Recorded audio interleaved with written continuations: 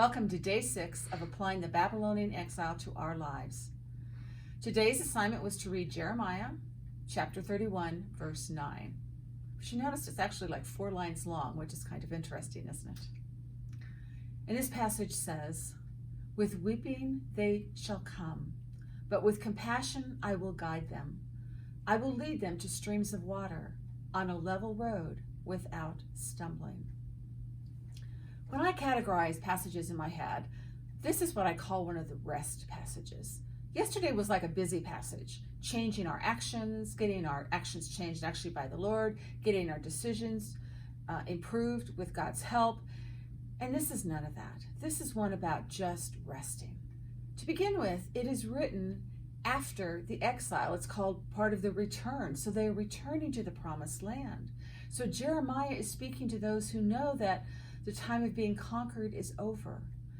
The exile lasted almost 50 years, so some of this may be people returning to the promised land, their homes, but for some of them it may be going to a place that they've never actually lived before. Look at that. With weeping they shall come. This is going to be the weeping of relief, right? So if you turn on your imagination, which is a gift from God, just like your mind is and your heart is, you can envision the kind of weeping that is. This is the weeping of relief, or even a weeping of anticipation.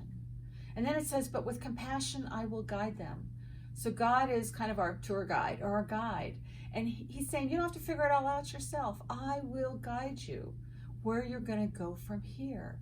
And I will guide you with compassion. Again, a word that your imagination can lead you into. I will lead them to streams of water. And when I read that, I think, we're the desert state. We're a whole lot like the Middle East. And so we know, and I think this has more power for us than somebody like coming from a state with 40 inches of rain every year.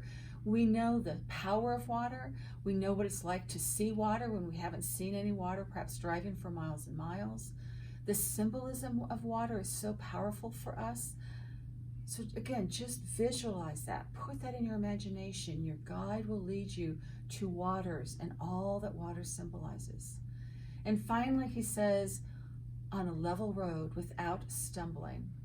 So if you can, get out of your house. And a lot of our walking around here is uphill and down dale and around corners that we can't see.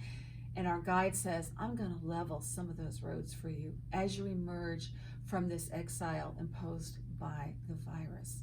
I'll make some of those roads even easy for you. So remember, this passage is about knowing that at some point our exile, like those of the Jews in Babylonia, will come to an end. And when we ask, then what? Just rest in this passage from Jeremiah and be comforted by it, knowing that God is with us. We aren't doing it all on our own. That's what I've got. For tomorrow, please read Jeremiah chapter 31 again, but read verses 33 and 34. See you tomorrow. Don't hang up your harp.